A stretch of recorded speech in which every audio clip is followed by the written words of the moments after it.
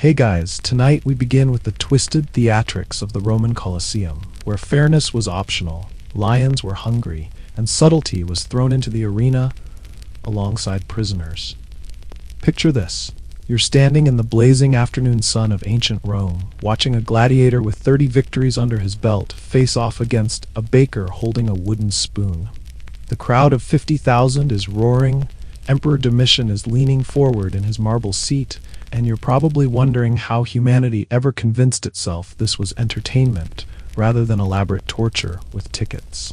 So, before you get comfortable, take a moment to like the video and subscribe, but only if you genuinely enjoy what I do here. And let me know in the comments where you're tuning in from and what time it is for you. It's always fascinating to see who's joining us from around the world.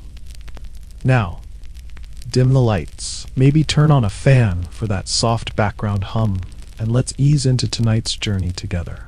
The sound of metal clashing against metal echoes through the Colosseum, but something's wrong with this picture. Marcus, the seasoned gladiator, grips his gladius with the confidence of someone who survived 3 decades of combat.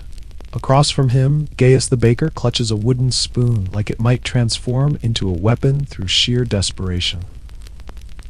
The crowd loves this mismatch. It's exactly what they paid nothing to see, since Emperor Domitian footed the bill as part of his ongoing "Please Don't Revolt" publicity campaign. You see, the Colosseum wasn't designed for sportsmanship. It was designed for spectacle, and possibly as a way for emperors to avoid doing actual paperwork. While modern stadiums host soccer matches, the Romans preferred gladiatorial chaos, where the outcome was predetermined and the entertainment value was measured in screams per minute. If you walked into the Colosseum expecting fairness, you'd be about as disappointed as someone who brought a picnic to a thunderstorm. Marcus stands in the center of the sand-covered arena floor, his bronze armor gleaming in the merciless Roman sun. He's a veteran of the ludus, the gladiator school where men learn to die gracefully for public amusement. 30 victories have taught him that survival depends not just on skill, but on reading the crowd's mood and the emperor's expression. Today, facing this trembling baker from the Subura slums, Marcus feels something he rarely experiences in the arena: reluctance. Gaius owes money to the wrong senator, a debt that somehow transformed a peaceful life of bread-making into a very public death sentence. He's never held anything more dangerous than a rolling pin, and the wooden spoon in his hands feels about as useful as a chocolate sword against a charging rhino. The tunic they've given him is clean white, which historians still argue whether this was meant to show the blood better or provide some twisted symbol of innocence before slaughter. The crowd doesn't want a fair fight. They want to cheer for the obvious winner while pretending the other guy has a shot.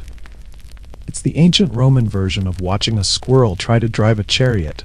Technically possible, but you're not betting your denarii on the squirrel. The amphitheater's tiered seating ensures everyone can see the action. Senators get cushions and shade, while common citizens get stone benches and sunstroke. Even the architecture encourages inequality. Emperor Domitian watches from his luxurious box, probably wondering if this entertainment is exciting enough to distract people from the fact that he's raised taxes again.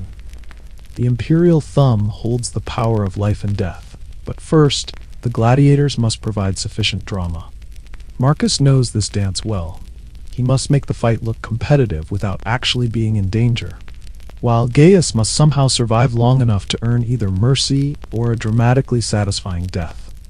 The sand beneath their feet has been raked smooth, but it can't hide the dark stains from previous encounters. This isn't fresh sand. It's recycled from yesterday's executions, mixed with sawdust to absorb whatever fluids the human body produces when terror meets sharp metal. The practical Romans waste nothing, not even the sand that catches gladiator blood. As the crowd's chanting reaches fever pitch, Marcus realizes he's caught between professional obligation and human decency. Kill an innocent baker for sport, or risk his own life by showing mercy in an empire that views compassion as weakness. Meanwhile, Gaius discovers that approaching death has a way of clarifying one's priorities, mainly the priority of not dying today. The wooden spoon feels pathetic in Gaius's grip. but desperation has a way of making even the most absurd weapons seem possible. He's watched gladiator games before, never imagining he'd become the entertainment. The crowd's bloodthirst is palpable, rolling down from the stands like heat from an oven, and both men understand that someone's story ends today on this sand-covered stage where human life becomes theater and death becomes applause. The metal clash that started this encounter wasn't combat. It was Marcus testing his blade against the arena wall. Now, as the two men circle each other in the scorching amphitheater, the real question isn't who will win, but whether humanity will. The morning sun climbs higher over the Colosseum as a different kind of terror unfolds. The roar you hear now isn't from the crowd. It's from a North African lion whose golden mane catches the light as he paces behind iron bars. In the arena's center, Lucius stands in a simple white tunic, realizing that his final moments are about to be sponsored by the Roman Empire's idea of justice. The damnatio ad bestias, condemnation to the beasts, was Rome's solution to everything from theft to treason. Throw the accused into the arena, open a gate, cue the music, and the panic. Lucius had been a soldier once, serving in Germania, where he learned that hunger makes thieves of honest men. When his veteran's pension couldn't feed his family, he took grain from a senator's warehouse. Not much, just enough to keep his children from the kind of skeletal thinness that marks the truly desperate. Now he's paying for those stolen loaves with a performance he never auditioned for, in front of an audience that packed lunch to watch him die. The lion isn't your average house cat. This magnificent beast was imported from the Atlas Mountains, treated like a star performer during the journey to Rome. He got better transportation than most citizens, and sometimes better food, though today's menu features an appetizer that's currently praying to gods who seem to have taken the day off. The prisoner gets a tunic and a vague sense of doom, no armor, no weapon, occasionally a stick, because nothing says fairness like handing someone a twig and telling them to make it look exciting. This isn't a fight. It's a message. The Empire doesn't just punish you, it makes you part of the show. The more dramatic your final moments, the more the crowd cheers, the more the Emperor smiles, and the more everyone forgets their rent is overdue. And yes, people brought their children, because why go to the Forum when you could teach your kids valuable life lessons like don't commit fraud or you'll be lunch? Historians still argue whether the lions were deliberately starved to make them more aggressive, or if that's just dramatic embellishment by later writers who wanted to make Rome sound more bloodthirsty than it actually was. The truth is probably somewhere in the middle. The lions weren't starving, but they weren't exactly satisfied either. A hungry predator makes for better entertainment than a sleepy one, and Roman event planners understood this basic principle of show business. The crowd's anticipation builds as Lucius surveys his options.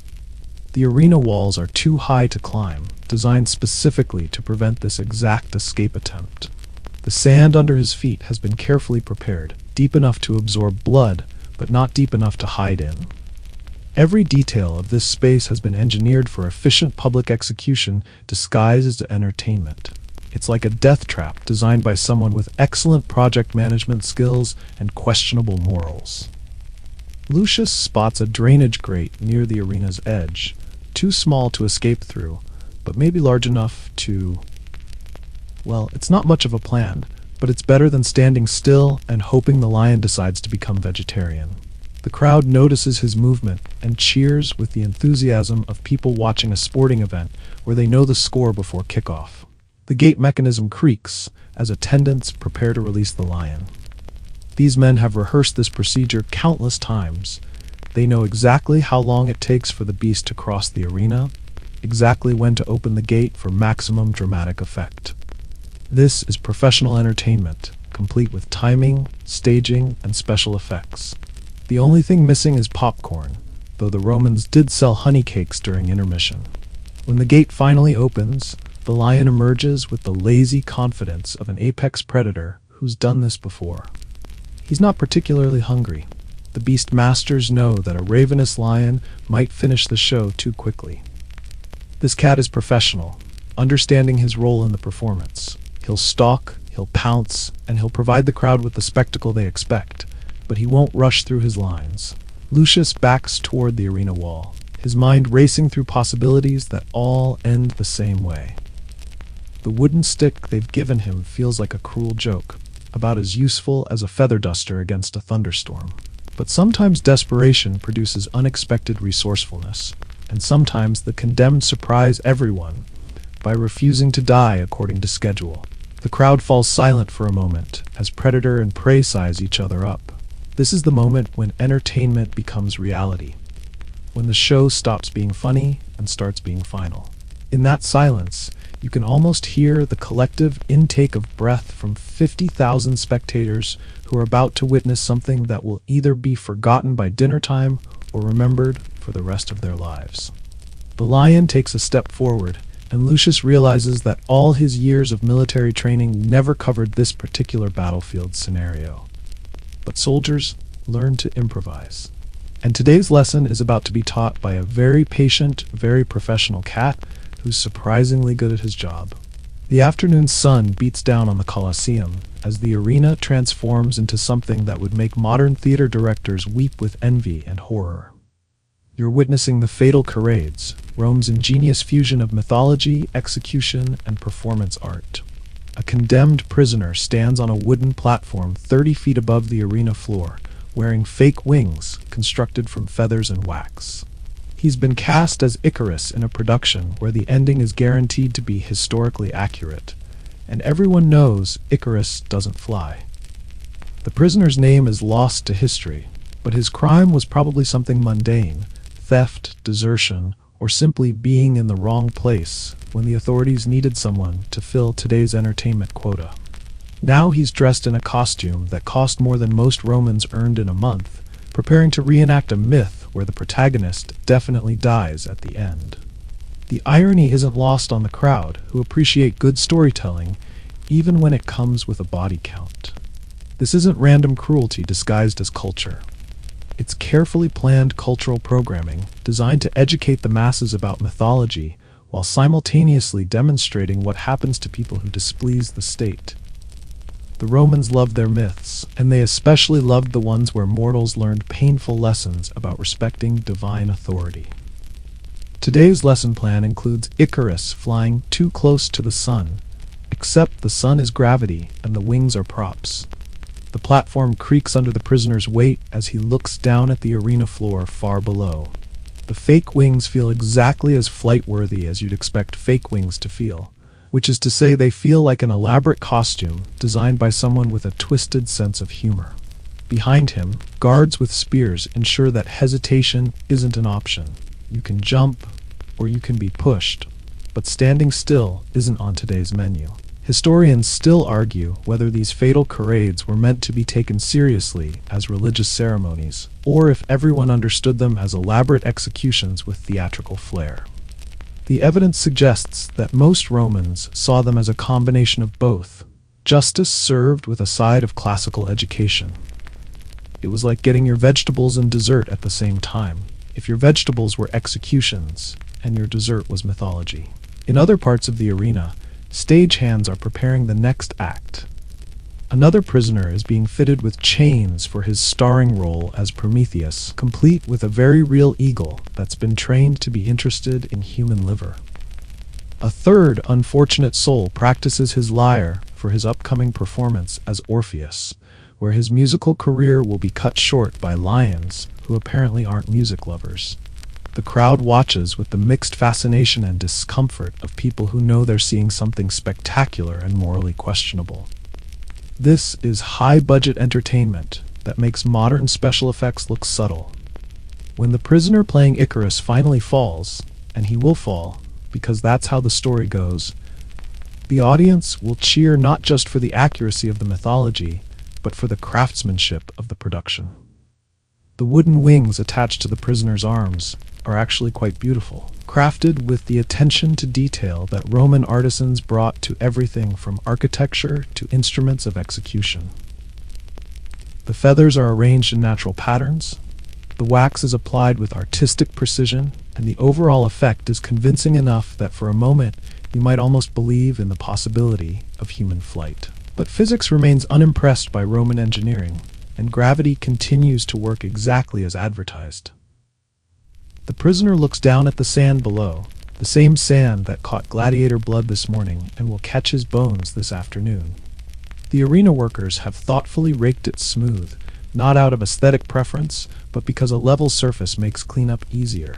The crowd's murmur builds to a roar as the moment of truth approaches. Children point excitedly, having been told they're about to see a famous story come to life. Adults lean forward in their seats, knowing exactly what's going to happen, but still curious about the details. How dramatic will the fall be? Will he scream? Will he try to flap the wings? The prisoner takes a final look at the sky, the real sky, where actual birds fly with actual wings that actually work. Then he looks at the crowd. 50,000 faces turned up toward him like flowers following the sun. He's the center of attention in the greatest amphitheater in the world, starring in a production that will be forgotten by tomorrow, but remembered perfectly for the next few seconds. When he finally jumps, or is pushed, depending on your perspective, the fake wings spread beautifully against the blue Roman sky. For just a moment, the illusion is perfect. For just a moment, it looks like the impossible might be possible. Then physics reasserts itself, and Icarus learns once again that some stories always end the same way, no matter how many times you tell them. Water begins flooding into the Colosseum floor, and you realize you're about to witness something that defies both logic and naval tradition. The Roman engineers have decided that regular gladiator fights are insufficiently ambitious, so they're attempting to stage a full naval battle inside a building that is very much not near the sea. Welcome to the Naumachia, mock naval battles, where the main challenge isn't defeating the enemy, but figuring out how boats work when you've never seen water deeper than a bathtub. The prisoners of war standing on these hastily constructed vessels are mostly Germanic and Dacian captives who've been handed oars and told to pretend they're sailors. The irony is thick enough to walk on. Mountain people from landlocked regions, now expected to perform naval maneuvers in what amounts to a very expensive swimming pool with delusions of grandeur. Most of them are staring at the water rising around their ankles with the expression of people who signed up for one kind of death and are getting a completely different one. The ships themselves are marvels of Roman engineering compromise. They're smaller than real warships because you try fitting a full fleet into an amphitheater and see how far you get. But they're still decked out with paint, flags, and very real weapons, which means there's a good chance that someone's going to fall in, get pushed in, or just jump in because it seems like the better option compared to whatever's happening on deck. Roman engineers, who clearly had both talent and too much time, figured out how to flood the arena floor using a complex system of pipes and chambers that would impress modern city planners. The water isn't exactly pristine. It's the same supply that feeds the city's fountains and baths, which means it carries the distinctive aroma of urban Roman life. But it floats boats, and that's apparently the only requirement for today's aquatic entertainment. Historians still argue whether these naval spectacles were meant to recreate specific historical battles, or if they were just general boats fighting each other scenarios designed to look impressive from the stands. The evidence suggests both approaches were used, depending on whether the event organizers cared more about historical accuracy or pure spectacle. Today appears to be a pure spectacle day. The audience watches from above, like cruise passengers observing a buffet fire, equal parts confused and delighted. Nobody really cares about naval tactics when you can watch someone fall off a boat in a dramatic way. The crowd's expectations are simple. They want to see splashing, they want to see someone get knocked overboard, and they want bonus points if anyone screams something poetic while drowning. As the water reaches the desired depth, the sailors discover that rowing requires coordination, steering requires experience, and naval combat requires not falling into your own ship's rigging. The Germanic prisoners, who come from dense forests where the biggest body of water is usually a stream you can jump across, are handling maritime warfare about as well as you'd expect people who think fish are mythical creatures. The Dacian team isn't faring much better. They're mountain people who consider a successful river crossing to be one where everybody arrives on the other side with the same number of limbs they started with. Now they're expected to ram other ships while coordinating oar strokes and somehow looking heroic in the process. The learning curve is steep, and the water is getting deeper. One ship immediately develops a pronounced list to starboard, not because of enemy action, but because half the crew is on the wrong side trying to figure out which end of the oar goes in the water. Another vessel begins spinning in circles as the port and starboard rowers establish different rhythms, creating a maritime ballet that's more comedy than combat. The crowd loves it.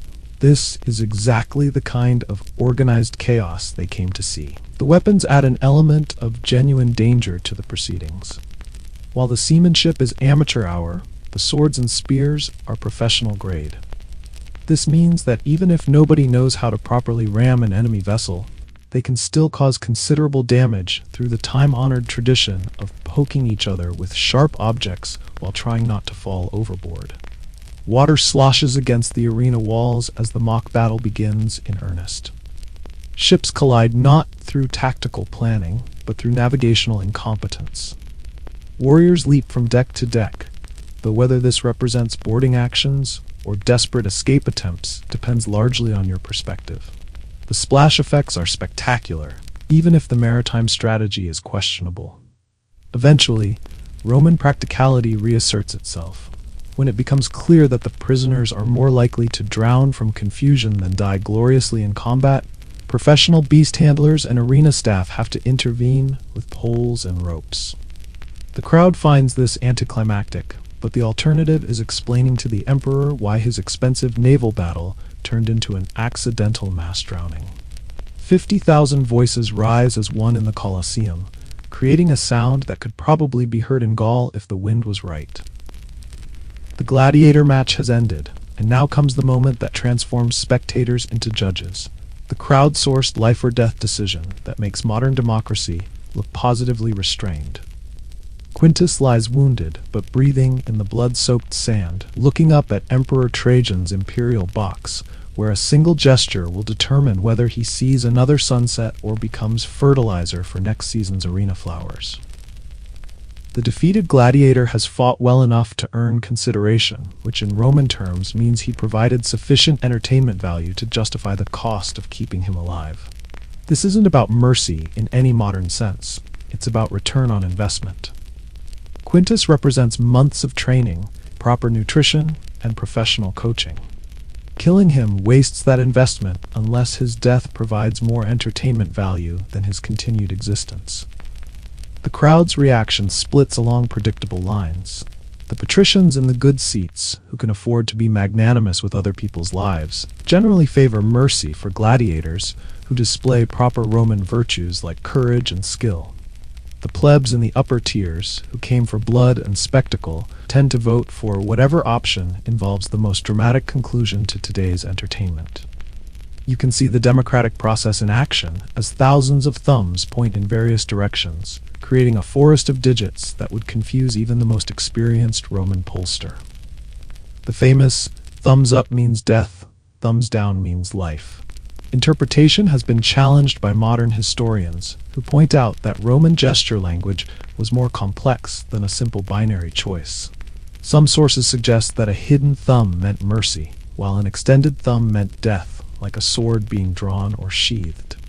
Historians still argue whether the crowd's vote was binding or merely advisory, though the practical answer seems to be it depends on the emperor's mood and political situation. A wise ruler reads the room before making decisions that could spark riots or, worse, negative reviews in tomorrow's graffiti. Popular gladiators had fan bases that could make life difficult for emperors who ignored public opinion too flagrantly. Emperor Trajan sits in his marble seat, calculating politics with the efficiency of a man who conquered Dacia and understands that public opinion requires careful management. He's watching not just the gladiator's performance, but the crowd's reaction, the senator's preferences, and probably wondering whether this decision will help or hurt his approval ratings. Being emperor means every choice becomes a referendum on your leadership style. The gladiator's fate hangs in the balance as Trajan raises his hand for silence. The amphitheater falls quiet with the sudden hush of 50,000 people holding their breath simultaneously. This is the moment when entertainment becomes politics, when personal preference meets public policy, and when one man's gesture carries the weight of imperial authority. Quintus, meanwhile, is probably experiencing the surreal sensation of having his life debated by strangers who've never met him, but feel qualified to judge whether he deserves to continue existing. It's like the world's most consequential online poll, except the participants are physically present and the stakes couldn't be higher. His performance review is being conducted by people who bought tickets. The medical attention available to wounded gladiators was surprisingly sophisticated by ancient standards. Arena doctors understood combat injuries and had developed techniques for treating sword wounds, managing blood loss, and determining whether someone could be saved or was beyond help. This medical knowledge came at a price. Lots of practice opportunities provided by previous gladiator matches. Trajan's thumb appears, and the crowd erupts in approval. Mercy has been granted, which means Quintus will live to fight another day, assuming infection doesn't finish what his opponent started. The emperor's decision reflects not just compassion, but calculated political theater designed to demonstrate both justice and imperial benevolence. Everyone wins.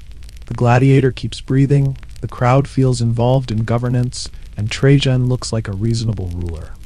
As Quintus is carried from the arena on a stretcher, the sand beneath him is already being raked smooth for the next entertainment.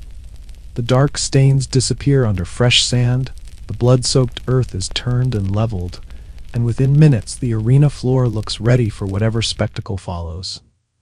This efficiency reflects Roman practical engineering. Death is just another form of waste that requires proper cleanup procedures. The imperial thumb that saved Quintus's life returns to its normal function of pointing at various palace amenities and occasionally scratching imperial itches. But for those few seconds, it held the power of life and death, representing the ultimate symbol of Roman authority.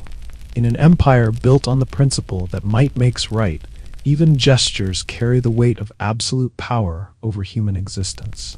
The crowd begins to disperse, satisfied with today's entertainment and already anticipating tomorrow's programming. They've participated in governance, witnessed justice, and enjoyed a show that combined athletics with drama. For most Romans, this represents democracy in action, direct participation in life and death decisions, even if the final choice belongs to one man with a very important thumb. The sound of cattle lowing fills the Irish night air as you grip the rope halter of your prize heifer, watching two massive bonfires crackle to life on the hillside.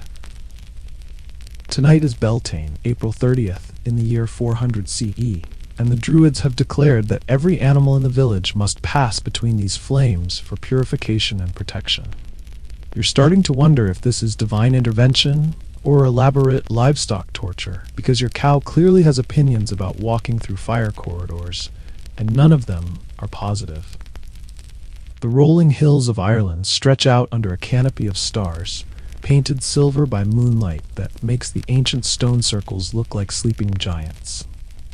Spring has arrived with its usual mix of hope and anxiety. Crops need to grow, animals need to stay healthy, and everyone needs to survive whatever challenges the coming season might bring. The Celts understood that life hangs by threads, and sometimes those threads need to be blessed by fire. Your neighbors gather with their own reluctant livestock, creating a pastoral scene that would be peaceful if not for the underlying tension of animals who sense they're about to participate in a religious ceremony they didn't sign up for. The Druids move through the crowd with the confident authority of people who've convinced an entire community that setting things on fire is the key to agricultural success and spiritual well-being. The bonfires aren't random piles of burning wood. They're carefully constructed need fires, lit using traditional friction methods that date back generations. Every household flame in the region will be rekindled from these sacred fires, creating a spiritual network that connects individual hearths to cosmic forces. It's like ancient wireless technology, except instead of internet connectivity, you get protection from evil spirits and improved milk production. The Druids chant in the Old Language, words that carry the weight of tradition and the authority of people who claim direct communication with otherworldly powers. They gesture dramatically at the flames, which respond by crackling higher and casting dancing shadows across the gathered faces. The smoke carries the scent of oak and herbs, creating an atmosphere that's equal parts mystical and practical. You approach the fire corridor with your heifer, who demonstrates her opinion of the proceedings by planting her hooves and refusing to budge. This is the moment when animal husbandry meets religious obligation, and you discover that cows have their own theology that doesn't necessarily align with druidical teaching. The flames leap higher, as if responding to bovine skepticism. Historians still argue whether the Beltane firewalking ritual was meant to literally purify the animals or simply provided a dramatic ceremony that reinforced community bonds during a crucial agricultural season. The evidence suggests both purposes were served. The smoke may have had mild antiseptic properties, while the shared experience created social cohesion that helped villages survive harsh times. Other villagers are having similar negotiations with their livestock. Sheep bleat protests, goats demonstrate their legendary stubbornness, and someone's pig has apparently decided that today is an excellent day to explore radical philosophy by running in the opposite direction. The Druids maintain their dignified composure while privately wondering if the gods appreciate comedy along with devotion. The flames reach toward the sky like ancient prayers made visible, carrying smoke that's believed to bridge the gap between earthly concerns and divine attention. Every spark that rises represents a hope, a fear, or a request for protection.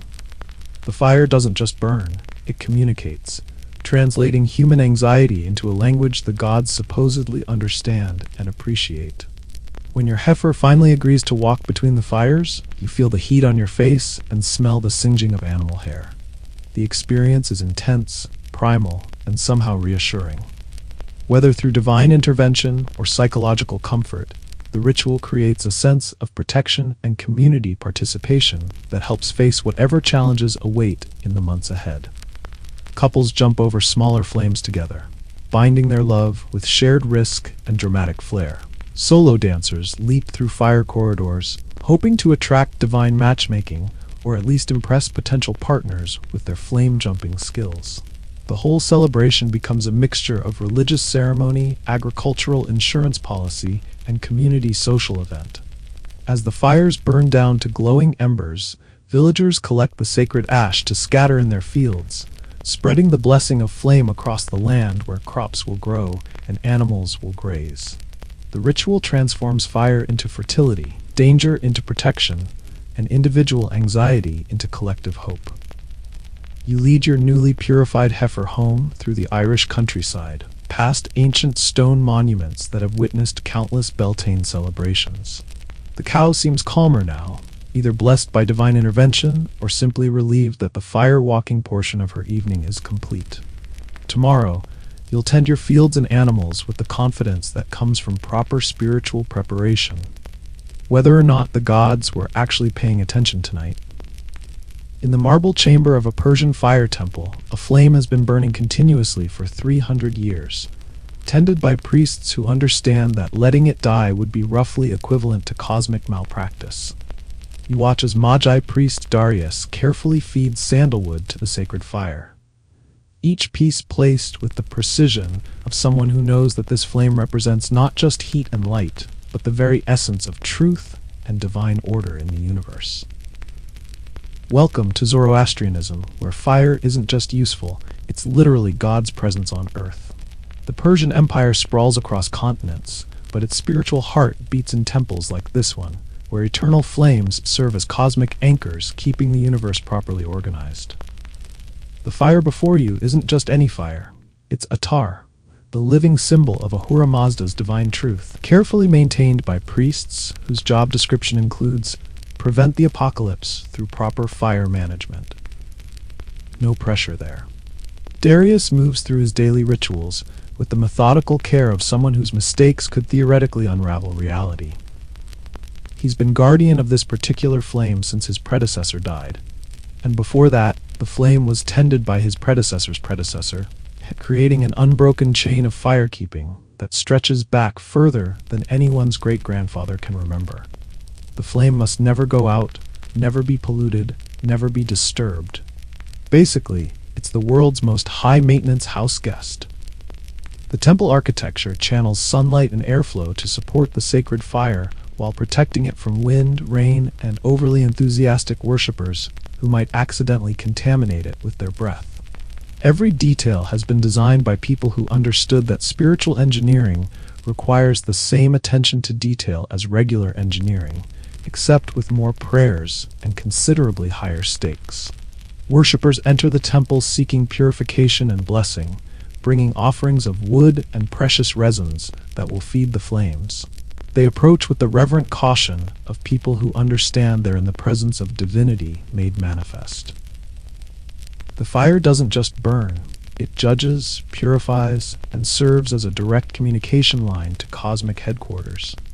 Historians still argue whether Zoroastrian fire worship influenced later monotheistic religions or developed independently, but the sophistication of their theological fire management suggests centuries of careful thought about the relationship between physical flames and spiritual truth. These weren't people who lit fires casually. Every flame carried theological significance. During major festivals like Chaharshanbe Suri, entire communities light bonfires in public squares to celebrate creation, renewal, and the ongoing battle between light and darkness. People leap over flames while chanting prayers that translate roughly to, "Give me your red color, take away my sickly pallor," which is basically the ancient Persian version of New Year, New Me, except with more fire and cosmic significance. The temple's eternal flame requires constant attention, but can never be blown out, touched directly, or fed with unclean materials. This creates a theological puzzle that requires priests to develop techniques for fire management that would impress modern safety inspectors. They use metal tools, special feeding methods, and careful timing to maintain combustion without contaminating the sacred process. Outside the temple, storm clouds gather with the kind of dramatic timing that would make ancient Persians wonder if Ahriman, the destructive spirit, is making a personal appearance. Rain threatens the flame, wind could scatter the embers, and lightning might upset the carefully maintained balance between cosmic order and atmospheric chaos. This is when fire tending becomes a contact sport. Darius marshals the temple community to protect their 3-century flame from weather that apparently doesn't respect religious significance. Barriers are erected, additional fuel is gathered, and backup plans are implemented with the efficiency of people who've rehearsed this scenario many times. The flame flickers dangerously as wind penetrates the temple's defenses. In the critical moment when the flame seems ready to surrender to meteorological forces, Darius demonstrates why priest training includes emergency fire management. Using techniques passed down through generations, he coaxes the dying embers back to life, feeding them carefully until the flame regains its strength. The cosmic order remains intact, truth continues to burn, and everyone breathes a sigh of relief. The storm passes, leaving the temple and its eternal flame secure for another day, another year, another century. The fire continues its role as divine messenger, cosmic anchor, and visible reminder that some things in this world are meant to last forever. Darius settles back into his routine of careful tending, knowing that tomorrow will bring new challenges to the flame that must never die.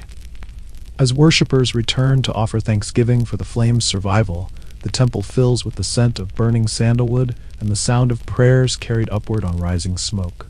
The eternal flame flickers peacefully in its sacred chamber, maintained by human devotion and protected by divine favor, serving as proof that some lights are too important to let darkness extinguish.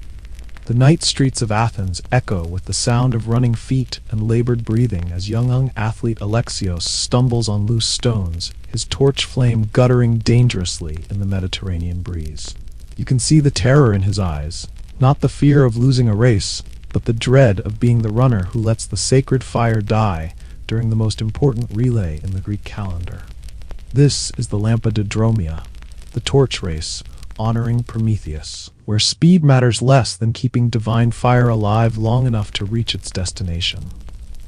The year is 450 BCE, and Athens buzzes with the confidence of a city-state that's discovered democracy, philosophy, and the art of making everyone else feel intellectually inferior.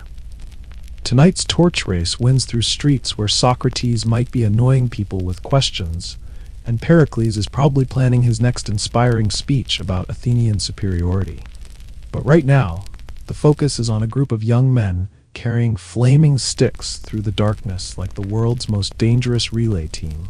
Alexios represents his tribe in this sacred competition, where dropping your torch means more than personal embarrassment.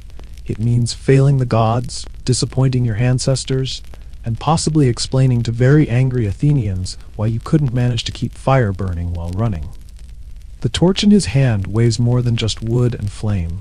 It carries the responsibility of honoring Prometheus, the titan who stole fire from Olympus and gave it to humanity at considerable personal cost. The race route takes the runners past temples, monuments, and the occasional confused donkey, creating a moving constellation of fire that transforms Athens into a city of dancing lights. Each flame represents not just athletic competition, but the endurance of divine wisdom passed down to mortals.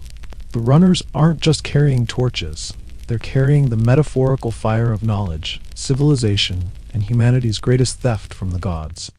Team coordination becomes crucial as runners pass torches like flaming batons, each exchange requiring perfect timing and steady hands. Drop the torch and you're out. Let the flame die and you're disqualified. Trip over your own feet and become the guy who literally fell down on the job in front of half of Athens. The pressure creates a kind of athletic performance anxiety that makes modern Olympic stress look manageable. Historians still argue whether these torch races were primarily religious ceremonies or athletic competitions, though the evidence suggests they successfully combined both purposes in typically Greek fashion. The Athenians had a talent for making everything simultaneously sacred and competitive, probably because they found pure devotion insufficiently stimulating for their intellectually hyperactive culture. The visual impact of the nighttime race is deliberately spectacular. Dozens of torches moving through dark streets, casting shifting shadows on marble columns, and creating the kind of divine theater that makes even skeptical philosophers consider the possibility that gods appreciate good showmanship. The flames reflect off polished bronze, gleam in temple fountains, and transform ordinary architecture into backdrops for mythological reenactment. As the race progresses through Athens' winding streets, Alexios feels his torch flame weakening. The wind has picked up, and the fire that seemed so robust at the starting line now flickers with the fragility of mortal endeavor attempting divine permanence. This is the moment every torch runner dreads, when success depends not on speed or strength, but on coaxing flame to survive just a little longer. The crowd lining the streets begins shouting encouragement, advice, and probably some suggestions that aren't entirely helpful for maintaining fire while running. Athenian spectators have opinions about everything, and torch running technique is no exception. The communal investment in the race's success reflects the understanding that this isn't just entertainment, it's a civic ritual that reinforces shared values and divine relationships. Other runners surge past Alexios as his flame continues to weaken, but the race isn't just about finishing first, it's about finishing with fire still burning. A runner who arrives at the altar with a dead torch hasn't won anything except the opportunity to explain his failure to Hephaestus, god of fire and metalworking, who presumably takes a professional interest in flame management. Alexios reaches the final stretch, leading to Hephaestus's altar. His torch flame reduced to a small, stubborn flicker that refuses to die despite every reason to surrender. The crowd's cheering reaches crescendo as he approaches the sacred brazier, where his flame will either complete its journey or expire in view of the entire city. This is the moment when human effort meets divine approval. When mortal determination confronts the fundamental question of whether gods reward persistence or just enjoy watching people run around with fire. The torch flame touches the altar brazier and erupts into glorious conflagration, transforming Alexios from potential failure into successful fire-bearer. The sacred flames leap higher, as if celebrating their own survival, and the crowd explodes in approval. Prometheus has been honored, divine fire has been preserved, and Athens has successfully completed another ritual that combines religious devotion with athletic competition and civic pride. Clarified butter drips into the sacred fire with a soft hiss, each golden drop creating flames that seem to dance with divine joy as Brahmin priest Arjuna carefully tends the elaborate yajna ceremony. You're witnessing something far more complex than simple fire worship. This is Agni himself, the Hindu god of fire, serving as cosmic postman between the earthly realm and divine headquarters. Every drop of ghee, every whispered mantra, every precisely placed offering transforms this fire altar into a communication device that would make modern technology look primitive. The fire pit, or Havan Kund, has been constructed according to mathematical principles that would impress ancient engineers and confuse modern contractors. Its geometric patterns align with celestial forces in ways that require both spiritual insight and practical knowledge of combustion physics. This isn't just a hole in the ground with some burning wood. It's a precisely calibrated divine interface built by people who understood that talking to gods requires proper equipment. Arjuna moves through the ritual with the focused precision of someone whose job description includes maintain cosmic balance through proper fire management. He's spent decades learning the exact pronunciation of Sanskrit mantras, the proper timing of offerings, and the theological significance of flame colors. This isn't casual devotion. It's professional-grade spirituality performed by someone who treats fire like a living deity, because, in his understanding, that's exactly what it is. The fire altar radiates heat that carries more than thermal energy. It pulses with spiritual significance that transforms ordinary combustion into divine presence. Agni isn't just represented by the flames. He inhabits them, judges the offerings, and decides whether to carry human prayers upward to the realm of gods. This creates a feedback loop where proper ritual technique directly influences cosmic communication quality. Sacred texts specify exactly which woods can feed Agni's flames, which oils are acceptable offerings, and which mantras must accompany each stage of the ceremony. The precision required would challenge modern ceremonial protocols. Every word must be pronounced correctly, every offering timed precisely, every gesture performed with spiritual accuracy that makes military drill look casual. Community members approach the fire altar carrying offerings of rice, flowers, and clarified butter, each item blessed and prepared according to traditions that stretch back 3 millennia. They understand that Agni serves as intermediary between human concerns and divine attention, translating earthly problems into a language that gods can understand and address. It's like having a cosmic customer service representative who accepts payment in fire and smoke. Historians still argue whether these fire sacrifices were meant to literally feed the gods or served primarily as meditation aids that focused human attention on spiritual concerns, though the practical result appears to have been both. The elaborate ritual preparation creates psychological states conducive to religious experience, while also providing community bonding through shared ceremonial participation. The flames leap higher as Arjuna chants the Gayatri mantra, ancient Sanskrit words that are believed to carry particular power when properly pronounced and sincerely offered. The fire responds to his voice, crackling with increased intensity as if recognizing familiar prayers. This isn't coincidence. The ritual techniques have been refined over centuries to create optimal conditions for both combustion and spiritual experience. Smoke rises from the sacred fire in patterns that trained priests can interpret as divine communication. Different smoke formations, flame colors, and burning characteristics all carry meaning in the complex theological language that connects human ritual to cosmic response. Reading fire becomes a form of spiritual literacy that requires years of study and practice to master. As the ceremony reaches its climax, Arjuna places the final offering into Agni's flames and speaks the concluding mantras that formally complete the divine communication process. The fire accepts the offerings with a burst of golden flame that illuminates the faces of gathered worshippers, creating a moment of shared spiritual experience that validates their faith in divine presence and cosmic order. The sacred ash that remains after the ceremony will be distributed among the community, carrying Agni's blessing into homes and daily life. This ash isn't just burned residue, it's consecrated material that maintains spiritual connection long after the flames have died down. People will apply it to their foreheads, mix it with food, and use it to bless important endeavors. Later, household fires throughout the region will be lit from embers taken from this sacred fire, creating a network of divine presence that connects individual homes to cosmic forces. Every cooking fire, every lamp flame, every light source blessed by Agni's power carries forward the spiritual energy generated in today's ceremony.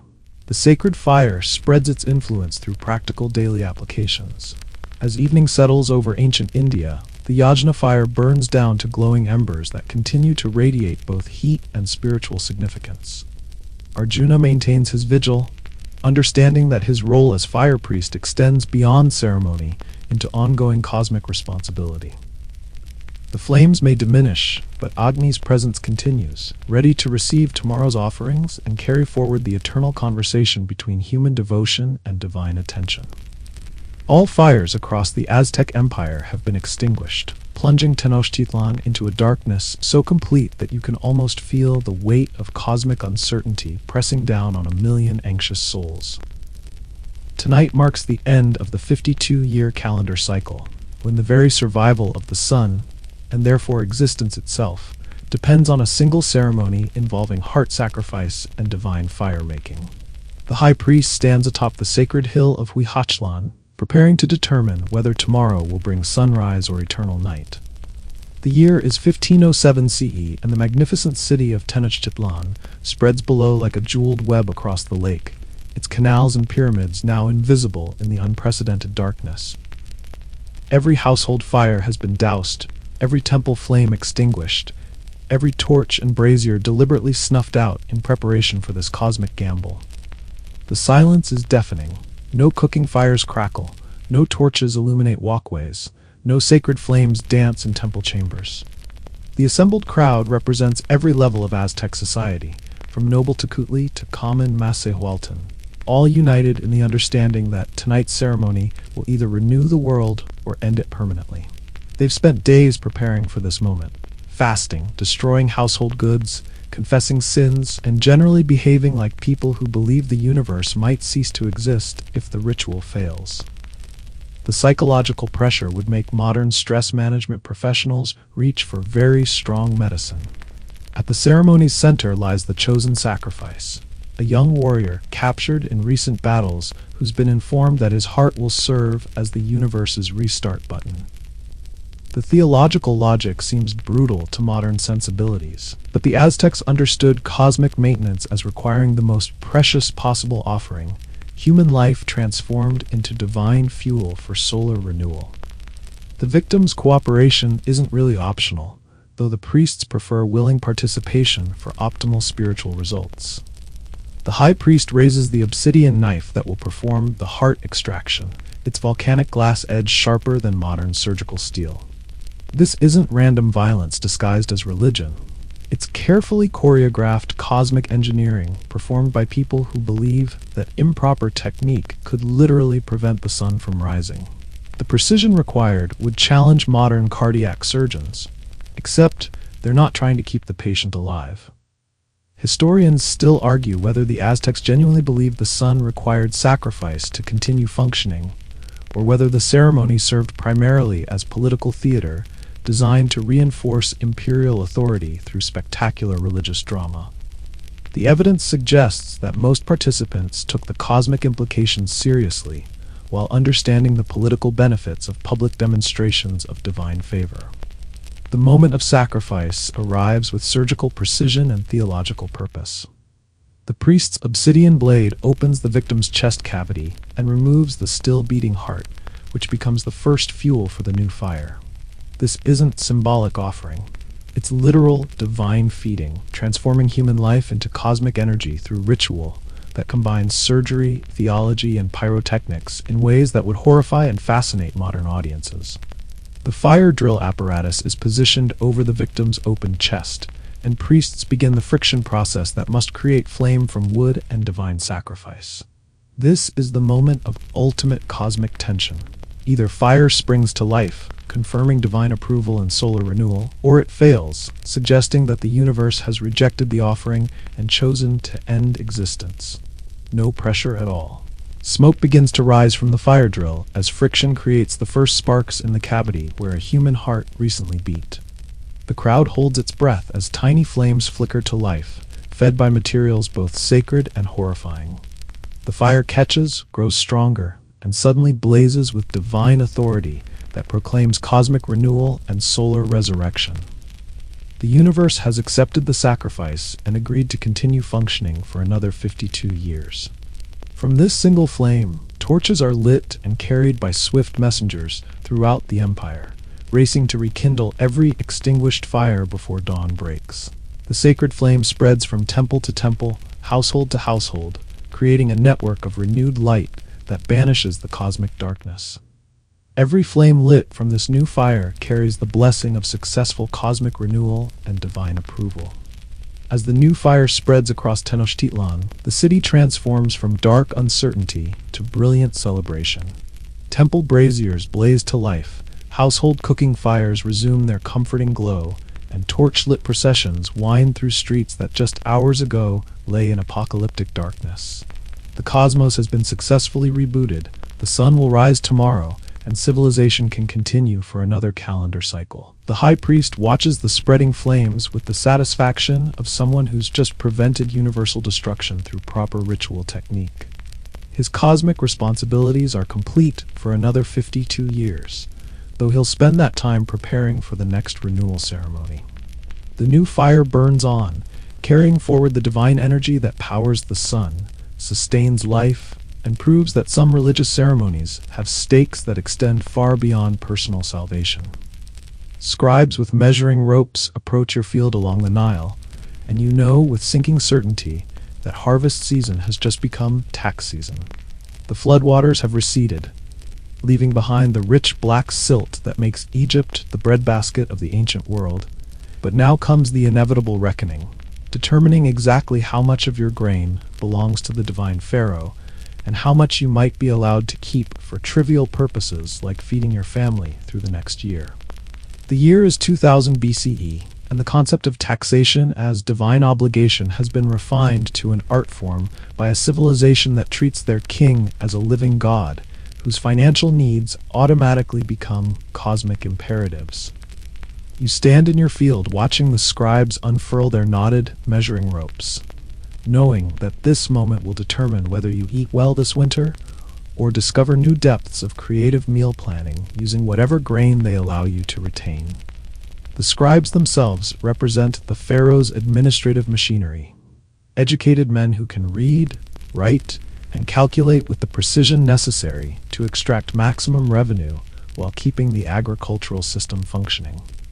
They approach taxation with the methodical thoroughness of people who understand that starving farmers produce no future crops, but also that the divine pharaoh's projects require substantial funding for pyramid construction and cosmic maintenance.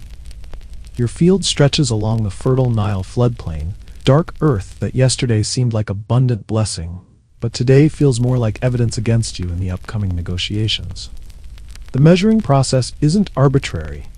These scribes use standardized units and mathematical calculations that would impress modern surveyors. Egyptian taxation relies on precision, record-keeping, and the kind of bureaucratic efficiency that keeps empires running smoothly. The lead scribe unrolls a papyrus scroll containing calculations that will determine your tax burden based on field size, soil quality, expected yield, and probably your ability to look appropriately impoverished during the assessment process. This isn't random extortion. It's systematic revenue collection, performed by professionals who've made taxation into a precise science with spiritual justification. Historians still argue whether Egyptian taxation was genuinely viewed as religious obligation or simply political necessity, disguised with theological language, though the practical result was the same, regardless of motivation. Farmers paid because Pharaoh was divine. Pharaoh was divine because he could command payment, and the circular logic created a system that sustained itself through spiritual authority and military enforcement. The measurement process reveals that your field produced exceptionally well this season. which feels less like divine blessing and more like cosmic irony when you realize that success means higher taxes. The scribes note your yields with the satisfaction of accountants who've discovered unexpected revenue streams. Good harvests mean more grain for Pharaoh's storehouses, more workers for construction projects, and more evidence of divine favor blessing the royal administration. 3 sacks out of every 10, that's the assessment, delivered with the casual authority of people who don't have to survive on 7/10 of their agricultural output. The remaining grain must feed your family, provide seed for next year's planting, and cover any emergencies that might arise during the upcoming season. It's a calculation that requires both mathematical precision and optimistic assumptions about cosmic benevolence. The scribes offer an alternative for farmers who can't meet the grain quota: corvée labor on royal construction projects. You could send family members to work on pyramid construction, temple building, or canal maintenance in lieu of agricultural payment. This isn't necessarily a better deal, since it removes workers from your own field while still requiring you to feed them when they return exhausted from royal service. As the grain assessment concludes, you watch royal barges being loaded with the fruits of your labor, destined for Pharaoh's storehouses, where they'll support the divine king's cosmic responsibilities and earthly appetites. The system works efficiently because everyone understands their role. Farmers produce, scribes measure, Pharaoh receives, and Ma'at, cosmic order, is maintained through proper tribute to divine authority. The measuring ropes are coiled and stored until next season's assessment, leaving behind chalk marks on your field that serve as permanent reminders of the state's claim on your productivity. These marks won't wash away with the next flood. They're recorded in scribal archives where your tax obligations become part of Egypt's permanent bureaucratic memory. You accept this tribute as divine will, part of the cosmic balance that keeps the Nile flooding, the sun rising, and Pharaoh's favor protecting Egypt from chaos and foreign invasion. The taxes support not just royal luxury, but the entire infrastructure of civilization. Irrigation systems, granaries, military forces, and the administrative apparatus that keeps the kingdom functioning through good years and bad. Evening settles over the Nile Valley as the last grain sacks disappear downstream toward royal storehouses. Tomorrow, you'll return to farming with the knowledge that next year's harvest will face the same assessment, the same calculations, and the same divine obligation to support Pharaoh's cosmic responsibilities through agricultural tribute to the living God who rules from Memphis. The tax collector approaches the fulling operation with the determined stride of someone about to demand payment for what people literally piss away, and you realize you're witnessing one of history's most creative approaches to government revenue. Emperor Vespasian has decided that human urine, yes, the liquid waste product everyone produces daily, represents an untapped source of imperial income that should be contributing to Rome's treasury instead of simply flowing into the city's already overtaxed sewer system.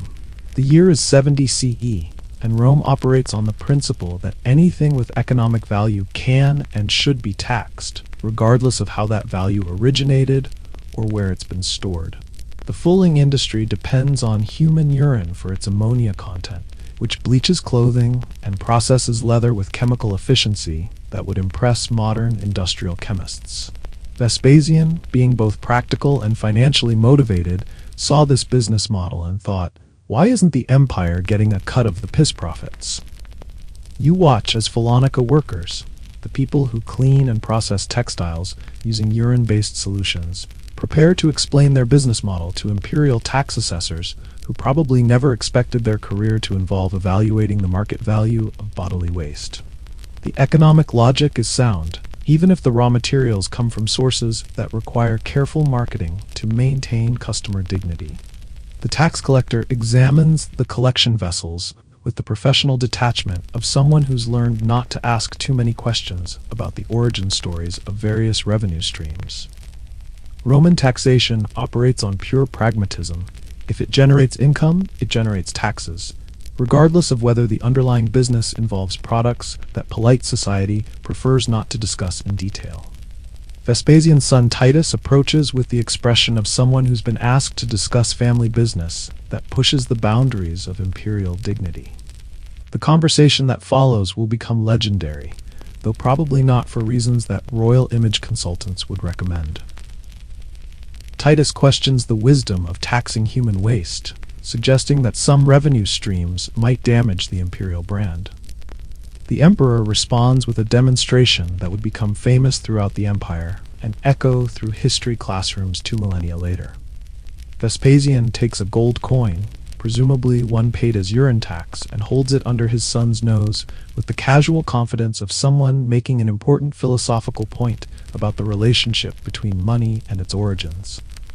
Historians still argue whether Vespasian's famous pecunia non olet experiment was spontaneous wisdom or carefully planned public relations theater, though the practical result was the same, regardless of motivation. The emperor established a principle that would govern taxation for centuries. Money doesn't stink, regardless of where it comes from or what processes generated it. Does it smell? Vespasian asks, waving the coin under Titus's nose with the satisfaction of someone who's just solved a complex problem through simple demonstration. The coin, having been cleaned and processed through normal monetary channels, carries no trace of its urine-based origins.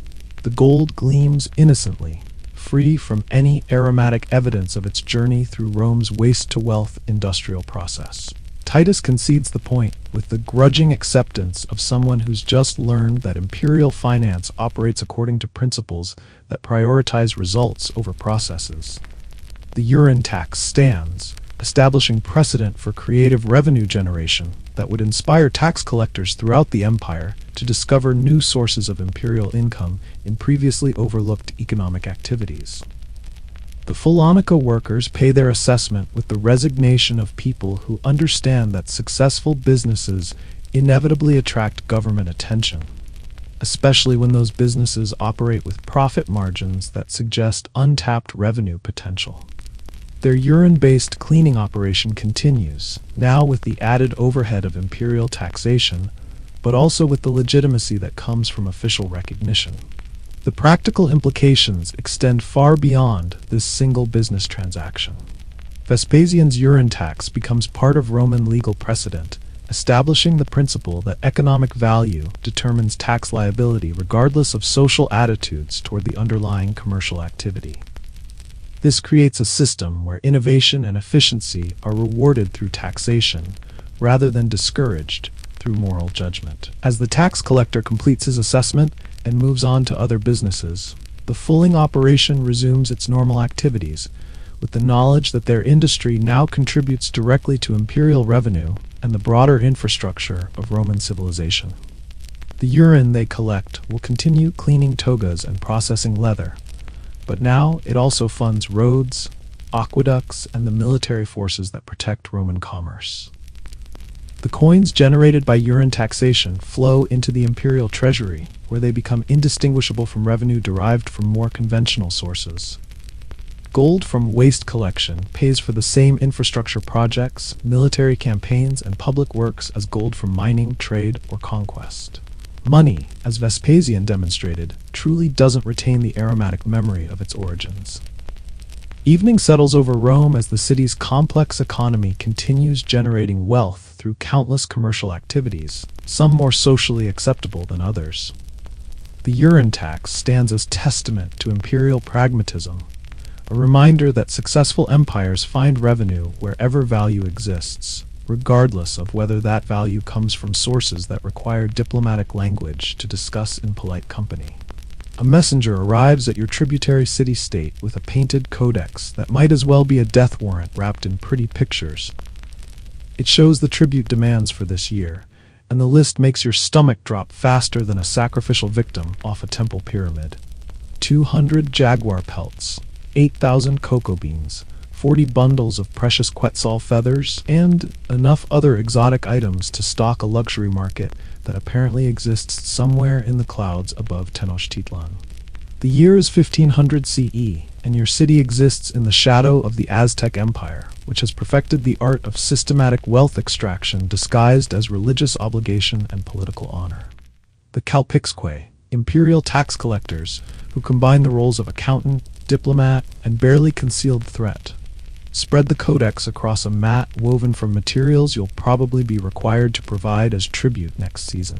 You are the local ruler of a city-state that once enjoyed independence, but now serves the Triple Alliance with all the enthusiasm of someone who's discovered that voluntary cooperation isn't actually voluntary, when the alternative involves Aztec warriors appearing at your borders with obsidian-edged clubs and pointed questions about your commitment to imperial harmony. The tribute system operates with pictographic precision that would impress modern logistics coordinators. Each demanded item appears in the codex as carefully drawn symbols showing exact quantities, quality specifications, and delivery deadlines. This isn't approximate taxation. It's detailed supply chain management, administered by an empire that treats conquest as the first step in establishing permanent business relationships. The jaguar pelts alone represent months of dangerous hunting in tropical forests where the predators are better armed than the hunters, and considerably less interested in contributing to Aztec imperial fashion. Your people will need to organize expeditions into territories where jaguars hunt humans more successfully than humans hunt jaguars, armed with weapons that give them approximately even odds in close combat. Cocoa beans serve as both tribute item and currency, creating the economic paradox of paying taxes with money while simultaneously depleting the local money supply. 8,000 beans represent substantial wealth that must be gathered, counted, and transported to Tenochtitlan, where they'll disappear into imperial storehouses already filled with similar tribute from dozens of other subordinate cities. The Quetzal feathers present their own logistical nightmare. These brilliant green plumes come from birds that live in cloud forests and apparently prefer death to captivity, requiring hunting expeditions that combine the skills of mountaineers, naturalists, and people comfortable with very long odds of success. 40 bundles means thousands of individual feathers, each one representing a small miracle of forest tracking and bird capture. Historians still argue whether the Aztec tribute system was primarily economic exploitation or sophisticated trade network management, though the distinction probably mattered less to tributary cities facing impossible quotas than to modern scholars debating imperial motivation. The practical result was wealth flowing from periphery to center, with the reliability of gravity and considerably more paperwork.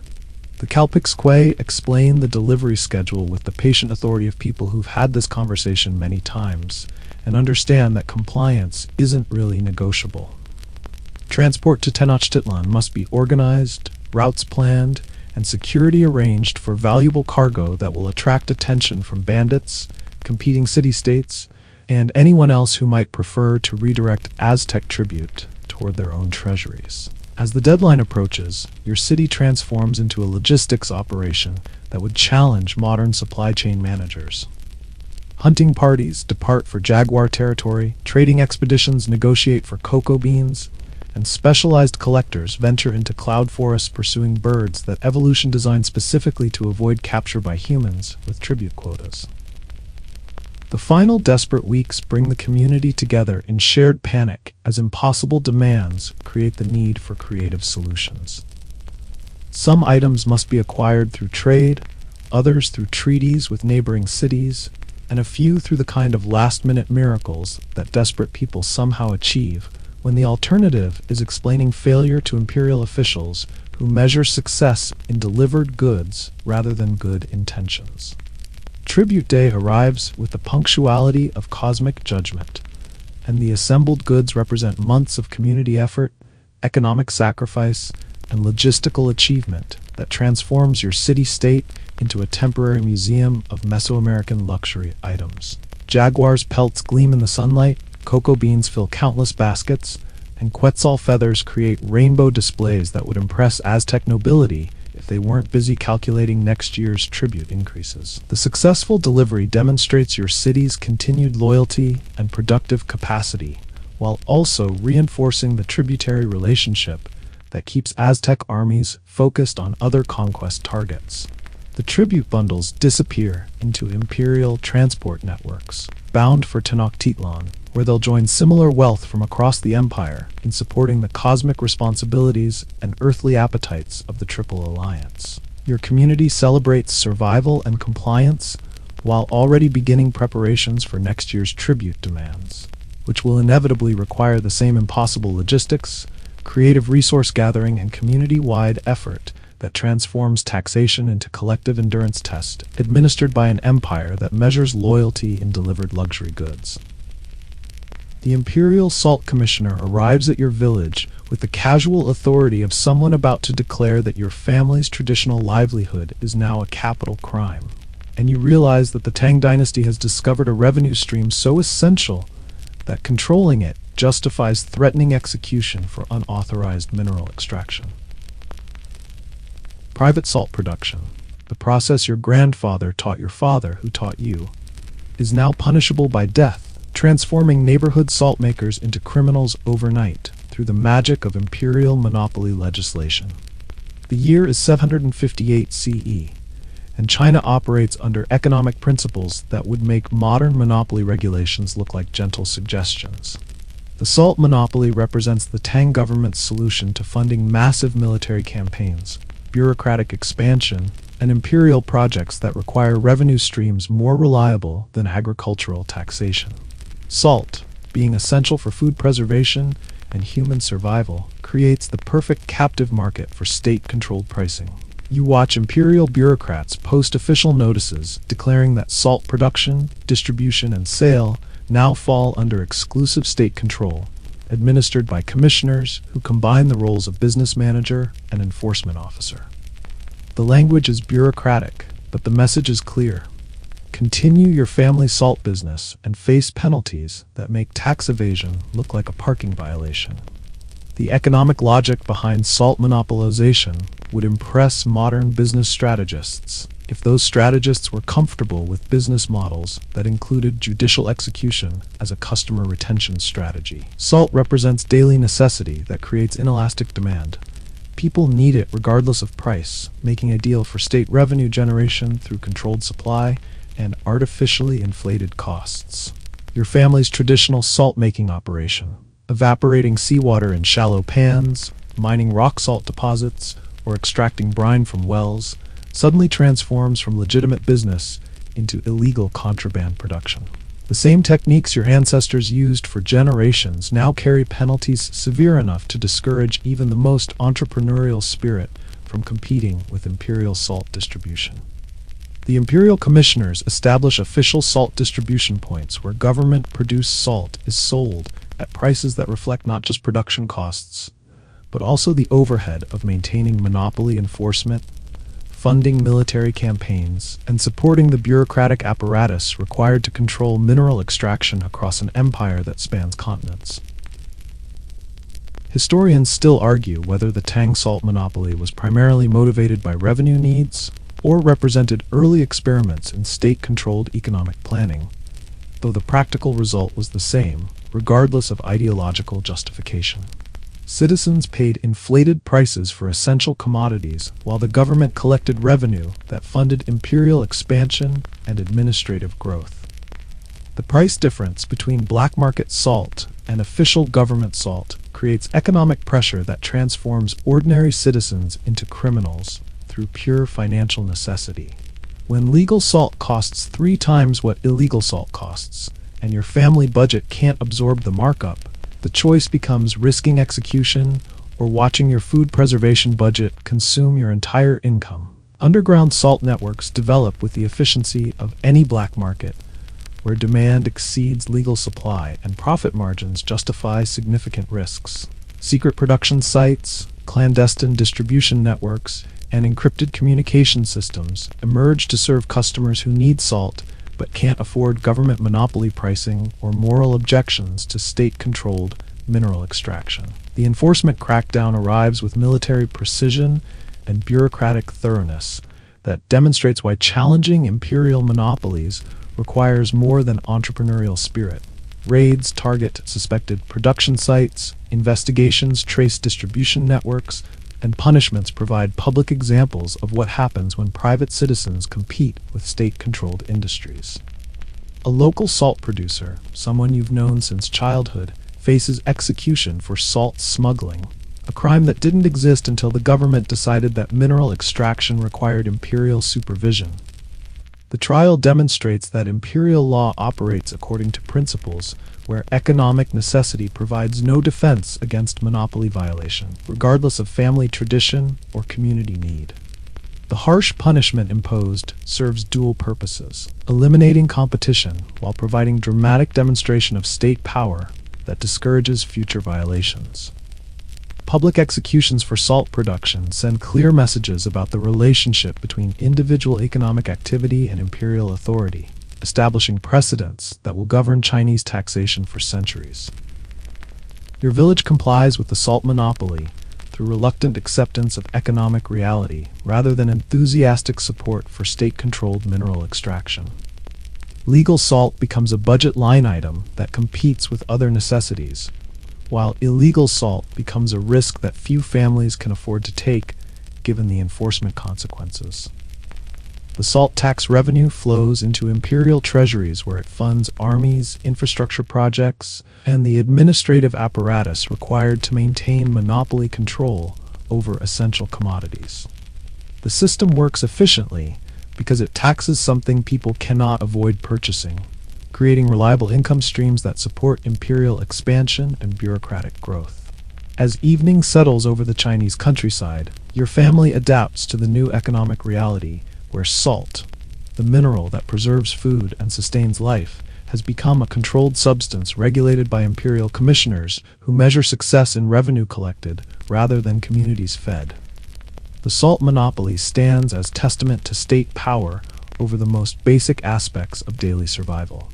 Imperial salt seals mark legitimate government products, serving as symbols of state control over daily life that extends from mineral extraction to family dinner tables, where every preserved meal represents compliance with monopoly taxation that transforms survival needs into imperial revenue streams. Young men from your Ailu community receive the call for Mita service, and you watch them disappear into the Andean mountains to build roads for an emperor they'll never meet, using stone-cutting techniques that will outlast empires but may not bring them home alive.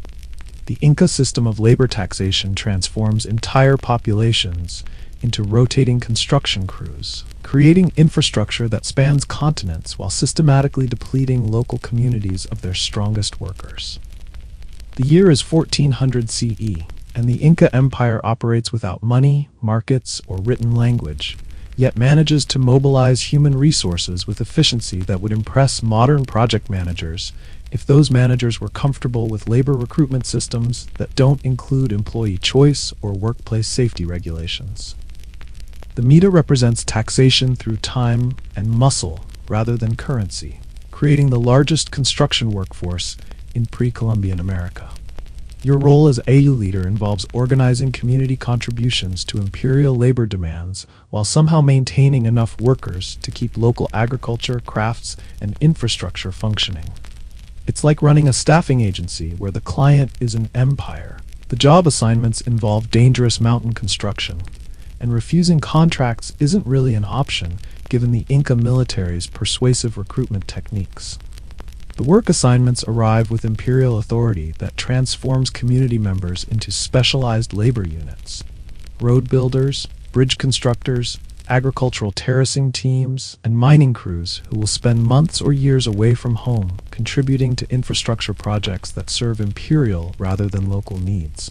The geographic scope of these projects requires workers to travel hundreds of miles into unfamiliar territory. Families gather to say goodbye to sons, fathers, and brothers who may return with new skills, permanent injuries, or not at all, depending on their assignment destinations and the occupational hazards associated with moving massive stone blocks at high altitude without mechanical equipment.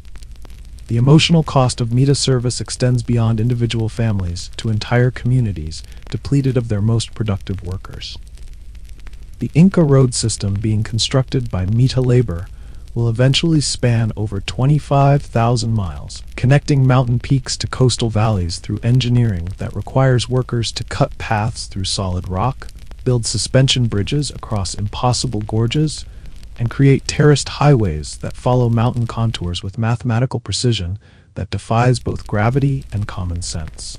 Historians still argue whether the Mita system represented community service, forced labor, or something between voluntary cooperation and systematic exploitation. Though the distinction probably mattered less to workers hauling stone blocks up mountain sides than to modern scholars debating labor classification systems.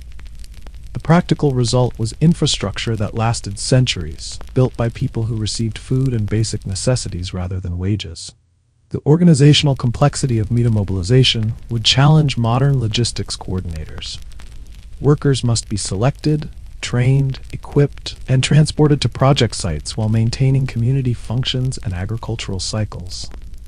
The empire provides food, tools, and shelter, but communities must provide the human resources that power imperial expansion and infrastructure development. Dangerous mountain construction projects claim workers through rock slides, altitude sickness, construction accidents, and the general hazards associated with moving massive stones using techniques that prioritize results over safety regulations.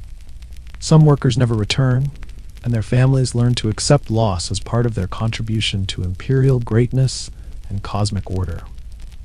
The realization dawns that some workers may never return from their assignments, perhaps whether due to accidents, illness, or simply the practical decision to remain at project sites rather than attempt dangerous return journeys through terrain that challenges even experienced mountain travelers.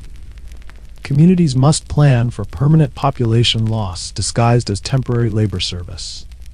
Your community accepts this sacrifice as part of the imperial system that provides protection, trade networks, and access to resources from across the Inca domains. The labor tribute buys membership in an empire that spans from modern-day Colombia to Chile, offering security and prosperity that offset the human costs of infrastructure development. Workers depart with community blessings and whatever equipment their families can provide, heading into mountains where they'll join thousands of other Mita workers in construction projects that will outlast the empire that created them. The Inca roads they build will still be visible and functional when Spanish conquistadors arrive a century later, testament to engineering achievement powered by human labor taxation.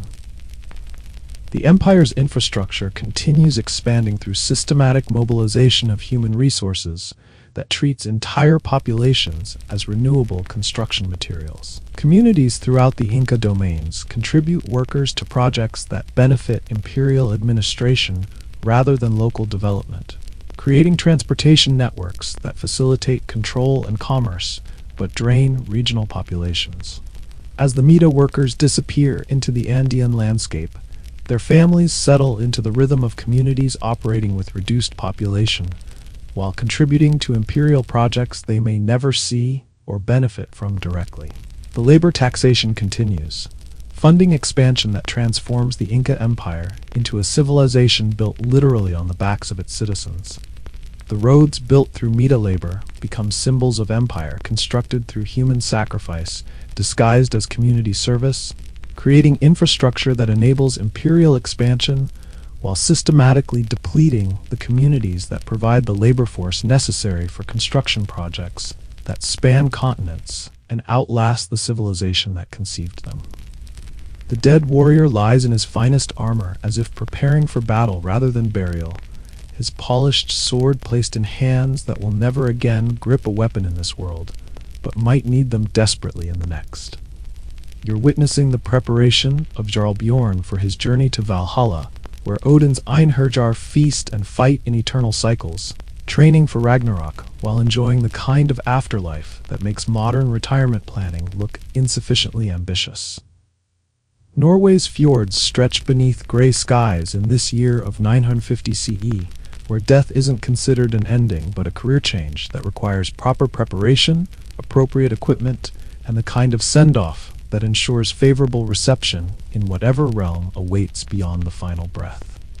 The longhouse fills with family members, retainers, and community leaders who understand that Bjorn's funeral will determine not just his afterlife prospects, but their own standing in a society that measures honor through the magnificence of final farewells. The body preparation ritual combines practical necessity with spiritual technology that transforms corpse care into religious ceremony. Bjorn receives the kind of grooming attention usually reserved for wedding days or diplomatic missions, except this diplomatic mission involves convincing divine gatekeepers to admit him to warrior paradise, rather than directing him toward less prestigious afterlife accommodations. Ritual washing removes the stains of mortal life, while preparing the body for divine inspection by entities who presumably maintain high standards for Valhalla admission. The process requires careful attention to detail, since arriving in the afterlife improperly groomed might suggest insufficient respect for divine authority or poor understanding of celestial dress codes. The selection of burial weapons becomes a theological exercise in matching earthly possessions to spiritual needs. Bjorn's sword, the blade that earned him reputation and wealth, must accompany him into death, along with his shield, spear, and whatever other tools might prove useful for eternal combat training in Odin's Hall, where every day brings new opportunities for glorious battle and dramatic death. His finest clothing replaces the simple garments of illness and dying, transforming him from patient to warrior, preparing for the most important campaign of his existence. The rich wool tunic, embroidered cloak, and silver-trimmed belt create the appearance of someone heading to court rather than grave, which accurately reflects Viking understanding of death as social promotion rather than biological termination. Family members contribute personal items that will serve as spiritual equipment in the afterlife: drinking horns for mead hall celebrations, gaming pieces for entertainment between battles, and jewelry that maintains social status in realms where wealth matters as much as courage. These aren't symbolic offerings. They're practical supplies for a journey to destinations with their own economic and social requirements. Historians still argue whether Vikings genuinely believed the dead could use physical objects in spiritual realms, or whether grave goods served primarily as status displays for the living community. Though the archaeological evidence suggests that most families invested heavily in afterlife equipment, regardless of their private theological doubts. The community gathering serves multiple purposes: honoring Bjorn's life, demonstrating family wealth and status, and ensuring that proper ritual protocols are followed to prevent any unfortunate spiritual complications that might result from inadequate funeral preparation. Nobody wants to explain to an angry Draugr why his send-off was performed with insufficient attention to divine requirements. When Bjorn's body is finally placed in the burial chamber, whether ship, wooden coffin, or stone-lined grave, surrounded by everything he might need for successful afterlife navigation, the arrangement resembles a hotel room prepared for a very important guest who's checking in for an indefinite stay and expects premium accommodations. The moment represents transition from community member to ancestral presence, from living person to spiritual entity, whose continued existence depends partly on proper ritual preparation and partly on the community's ongoing remembrance. Death becomes transformation rather than termination, requiring careful management to ensure optimal results for all concerned parties. Family members reflect on Bjorn's life while contemplating their own future funeral needs, understanding that reputation earned in life influences afterlife accommodations, while funeral magnificence affects both spiritual prospects and family status. The preparation process serves as both memorial service and estate planning consultation for participants who expect similar treatment when their own time comes. As the burial preparation concludes, Bjorn appears ready for whatever challenges await in the afterlife.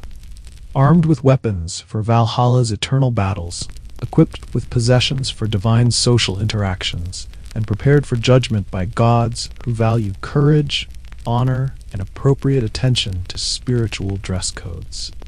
His polished sword reflects the longhouse flames, creating a visual bridge between the world of the living and the realm of the glorious dead.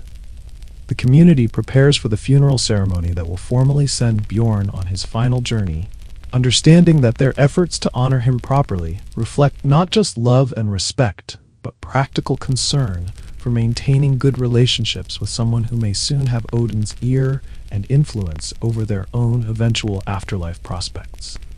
A servant stands at the crossroads of loyalty and survival, offered the choice that defines Viking funeral practices at their most extreme. Join your master in death voluntarily, or continue living with the shame of abandoning him when he needs service most. You're witnessing the Oseberg ship burial of 834 CE, where two women prepare for an elaborate journey that will either transport them to glorious afterlife or serve as the most expensive cemetery plot in Norwegian history. The burial ship stretches across the prepared ground like a wooden bridge between worlds, its carved prow pointing toward whatever horizon awaits beyond death. This isn't just any vessel, it's a masterpiece of shipbuilding art that represents years of specialized craftsmanship, precious materials, and the kind of attention to detail that makes modern luxury purchases look modest by comparison. One woman appears to be royal or noble. Her clothing, jewelry, and the deference shown by attendants suggests someone accustomed to command and comfortable with wealth. The other woman's status remains more ambiguous, though her placement in the burial suggests either high honor or tragic obligation, depending on whether her presence represents recognition or requirement. The grave goods surrounding both women create an inventory that would stock a medieval department store. Elaborately carved furniture, intricate textiles, household implements, personal ornaments, and enough daily use items to suggest they're packing for an extended stay rather than a brief spiritual transition. Every object reflects wealth, status, and careful preparation for afterlife that requires material possessions. The animal sacrifices arranged around the burial chamber include horses, dogs, and other creatures that will accompany the women on their final journey. This isn't random slaughter. Each animal serves specific purposes in Viking afterlife logistics, providing transportation, companionship, and status symbols for travelers who expect to maintain their social position even in death. The horses in particular represent significant wealth investment, since these animals cost fortunes to acquire, maintain, and train. Killing valuable horses for funeral purposes demonstrates either absolute commitment to proper afterlife preparation or the kind of conspicuous consumption that makes modern funeral expenses look reasonable by comparison. Historians still argue whether the second woman was sacrificed voluntarily or under compulsion, though the archaeological evidence can't distinguish between willing participation and coercive encouragement. The ritual complexity suggests this wasn't casual violence, but carefully planned ceremony with specific theological and social purposes that required multiple participants. The elaborate burial goods arrangement transforms the ship into a floating showcase of Viking material culture, with every item positioned according to protocols that balance practical afterlife needs with status display for the living community. The dead women's possessions become museum exhibits demonstrating wealth, taste, and social position. The servant's decision, if it was actually a decision, represents the ultimate test of loyalty in a culture that valued honor above survival and measured devotion through willingness to sacrifice everything for proper service. Whether voluntary or compelled, her presence in the burial transforms individual death into communal spiritual investment. The burial chamber sealing process requires careful attention to structural integrity and spiritual protection, ensuring that the dead remain undisturbed while their possessions stay secure for whatever duration their afterlife journey requires. The ship becomes a time capsule preserving Viking culture for archaeologists who won't arrive for another 1,000 years. As the ship burial is covered with earth and stones, creating the burial mound that will mark this site for future generations, the community observes the completion of funeral preparations that consumed enormous resources while providing spiritual insurance for the deceased and social demonstration for the living. The community reflects on the cost of honoring the dead versus caring for the living, recognizing that funeral magnificence represents both religious obligation and economic sacrifice that depletes resources needed for immediate survival. The balance between spiritual duty and practical necessity creates ongoing tension in societies where proper death rituals require substantial material investment. The burial mound construction requires additional labor and materials, extending the funeral costs beyond the initial ceremony into long-term monument maintenance. The earth covering the ship and its contents must be carefully arranged to protect the burial while creating a permanent landmark visible to travelers and future generations. The completed burial represents the transformation of wealth into spiritual capital, converting material possessions into afterlife equipment while demonstrating community commitment to proper funeral protocols. The elaborate send-off serves multiple audiences: the dead who need proper preparation, the gods who judge funeral adequacy, and the living who require reassurance about their own eventual treatment. The sacrificed animals and elaborate possessions scattered throughout the ship burial reflect the price paid for spiritual journey insurance, in a culture that treated death as expensive travel, requiring first-class accommodations, premium equipment, and sufficient companions to maintain proper social status in whatever realms await beyond the final breath. The burial feast begins as the community gathers to honor the dead, celebrate their lives, and probably discuss the financial implications of funeral expenses that will influence family budgets for years to come, while setting precedents for future burial expectations in a society where dying properly costs more than most people earn in lifetime. Flames reach toward the Swedish sky as the funeral pyre burns with intensity that transforms human flesh into rising smoke, carrying the soul of the deceased upward to Asgard, while the community watches from a respectful distance, understanding that this fire serves as both destruction and transportation in the cosmic journey that begins where earthly life ends. You're witnessing cremation as spiritual technology, where combustion becomes communication with divine forces, who measure devotion through proper flame management and adequate fuel preparation. The cremation ground outside the village represents sacred space, where the boundary between physical and spiritual realms becomes permeable through fire that burns hot enough to consume bone, transform matter into energy, and send souls traveling at the speed of smoke toward whatever reception awaits in the halls of gods who appreciate dramatic arrivals. Community members maintain vigil around the pyre, not just as mourners but as witnesses to transformation that requires human observation to complete successfully. Their presence serves theological purposes. The dead need community support for proper spiritual transition, while the living need confirmation that death leads to journey rather than termination. The deceased warrior's family tends the fire with careful attention to fuel management, temperature control, and the spiritual protocols that ensure optimal cremation results. This isn't casual burning, it's precision pyrotechnics, performed by people who understand that improper technique could interfere with soul travel, or worse, create conditions that encourage restless spirits to remain earthbound rather than departing for appropriate afterlife destinations. The pyre construction required days of preparation, specialized knowledge of combustion physics, and theological understanding of fire's role in Viking cosmology. The wooden framework must burn completely while generating sufficient heat to reduce human remains to ash and bone fragments that can be collected, buried, or scattered according to family preferences and spiritual requirements. As the flames consume the body, observers contemplate the power of fire to achieve what no other force can accomplish: complete transformation of human flesh into spiritual energy that travels upward through smoke columns visible for miles across the Swedish countryside. The rising smoke serves as both cremation byproduct and soul transportation system, designed by gods who understood combustion long before humans discovered physics.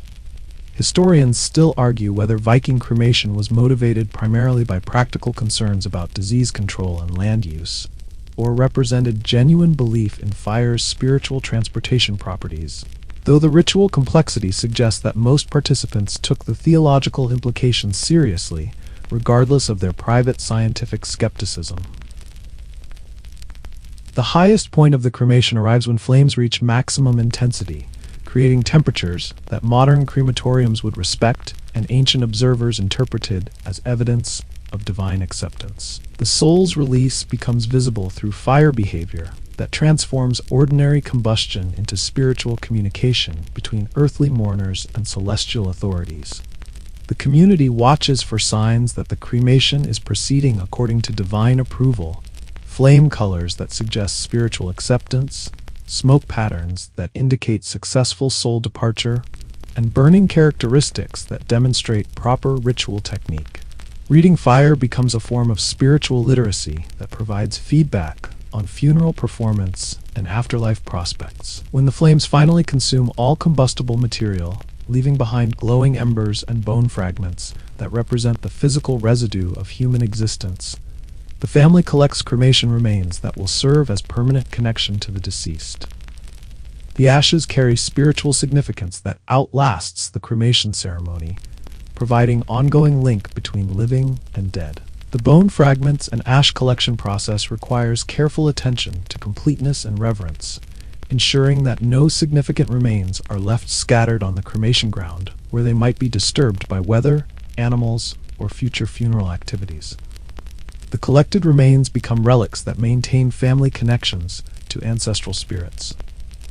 Some cremation remains will be buried in urns, others scattered in meaningful locations, and still others preserved as ancestral presents in family homes, where they serve as ongoing reminders of mortality, spiritual continuity, and the expectations that living family members will receive similar treatment when their own time comes for fire-based transportation to whatever realms await beyond combustion.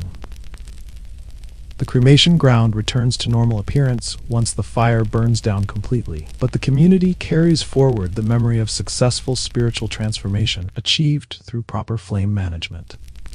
The confidence gained from witnessing effective soul transportation creates reassurance about their own eventual cremation prospects. As the embers cool and the smoke dissipates, the community reflects on fire's power to transform death into journey, ending into beginning, and human flesh into spiritual energy that connects earthly existence to divine realms. The cremation demonstrates that some forms of destruction are actually construction, building bridges between worlds through carefully managed combustion. The rising smoke that carried the warrior's soul toward Asgard becomes invisible against the Swedish sky, but its spiritual trajectory continues upward toward gods, who measure devotion through funeral magnificence, and appreciate arrivals that announce themselves through properly managed cremation ceremonies that honor both the dead and the divine forces who control afterlife accommodations. The family's vigil ends with satisfaction that comes from successful spiritual send-off, knowing that their careful attention to cremation protocols has provided the deceased with optimal conditions for afterlife transition, while demonstrating community commitment to proper death rituals that maintain good relationships with gods, ancestors, and the complex spiritual forces that govern life, death, and whatever lies beyond the flames. The runemaster's chisel strikes stone with rhythmic precision, each mark carving the dead warrior's name into eternity, while you watch history being literally written in granite that will outlast empires, languages, and the civilization that created these monuments to memory. Thorstein works in his Danish stone carving workshop during the year 980 CE, transforming blocks of raw stone into permanent testimonials that will carry Viking voices across centuries when all other traces of their existence have crumbled into archaeological fragments. The commission comes from a family whose patriarch died in raids across the North Sea, leaving behind wealth, reputation, and relatives determined to ensure his memory survives longer than human recollection or oral tradition. The runestone represents their investment in immortality, a granite insurance policy against the forgetting that erases lives more completely than any battlefield defeat. Thorstein examines the stone with the practiced eye of someone who understands that his work must survive Danish winters, Norwegian storms, and whatever historical catastrophes might befall Scandinavia over the next millennium. The granite block must be sound, the surface properly prepared, and the carving technique precise enough to remain legible when future archaeologists discover these monuments in landscapes where Viking civilization has become ancient history. The runic alphabet itself represents technological innovation that transforms spoken language into permanent visual symbols, allowing Viking culture to move beyond oral tradition into written records that stone preserves better than any other medium. Each rune carries specific meaning, magical significance, and artistic challenge that requires years of training to master properly. The family provides details about the deceased warrior's achievements, travels, battles, and personal qualities that will be compressed into runic text designed to capture an entire life in symbols carved deep enough to resist weathering, but artistic enough to honor the subject appropriately.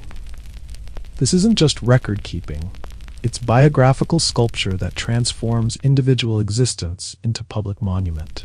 Thorstein designs the inscription layout with careful attention to stone dimensions, text length, and decorative elements that will frame the memorial message appropriately. The design process balances practical constraints like available carving space against artistic ambitions that reflect both family pride and cultural aesthetic standards for memorial monuments. The carving process requires physical strength, artistic precision, and theological awareness that treats rune cutting as spiritual practice with cosmic implications. Each symbol must be formed correctly to carry proper meaning, positioned accurately to maintain textual coherence, and carved deeply enough to survive whatever natural and human forces might threaten the monument's longevity. Historians still argue whether runestones serve primarily as memorial monuments or territorial markers that established property rights and family claims to specific locations, though the evidence suggests they functioned as both depending on placement, content, and local political circumstances that varied across Scandinavia during the Viking Age. The workshop contains multiple stones in various stages of completion, representing other families' investments in permanent memory preservation. The Rune Master's business thrives because Viking culture values reputation above almost everything else, creating market demand for monuments that promise to maintain honor and recognition long after individual deaths. As Thorstein carves the final rune that completes the inscription, the stone transforms from raw material into finished monument, ready for installation at crossroads, bridges, or burial sites where travelers will read the memorial message for generations. The completed text captures the warrior's identity in symbols that will speak his name when no living person remembers his voice. The runestone's message follows traditional formulas that identify the deceased, commemorate his achievements, acknowledge his family relationships, and sometimes include threats against anyone who might damage or move the monument. These aren't just memorials, they're legal documents enforced by supernatural sanctions and community respect for ancestral memory. The artistic elements surrounding the runic text include serpent designs, cross symbols, and decorative patterns that reflect both pagan traditions and Christian influences, competing for spiritual authority in Scandinavian culture during this transitional period. The visual aesthetics serve both decorative and protective functions, creating monuments that honor the dead while appealing to whatever divine forces control memorial preservation. The family approves the completed carving with satisfaction that comes from successful investment in permanent memory preservation. Their patriarch's name, achievements, and legacy now exist in granite form that will survive political changes, religious conversions, and cultural transformations that erase other forms of historical record. The runestone erection ceremony requires community participation, careful positioning, and probably some form of blessing or consecration that transforms the carved monument from artwork into sacred memorial. The stone's placement at a crossroads ensures maximum visibility for travelers who will read the inscription and thereby participate in maintaining the deceased warrior's memory. Transportation to the installation site presents logistical challenges that require community cooperation, specialized equipment, and considerable physical effort to move granite monuments weighing hundreds of pounds across Scandinavian terrain that doesn't always cooperate with heavy construction projects. The installation process becomes a community event that reinforces social bonds while honoring the dead. The completed runestone stands as eternal testament to one man's life while serving broader cultural purposes that include territorial marking, family status display, and artistic expression that demonstrates Viking civilization's commitment to permanent record-keeping through stone-carved messages designed to outlast the societies that created them. Thorstein cleans his tools with satisfaction that comes from completing work that will preserve human memory longer than any other medium available to medieval craftsmen. Knowing that his carving skill has created immortality through granite symbols that connect past and future across centuries of historical change that will transform everything except these stone voices speaking across time.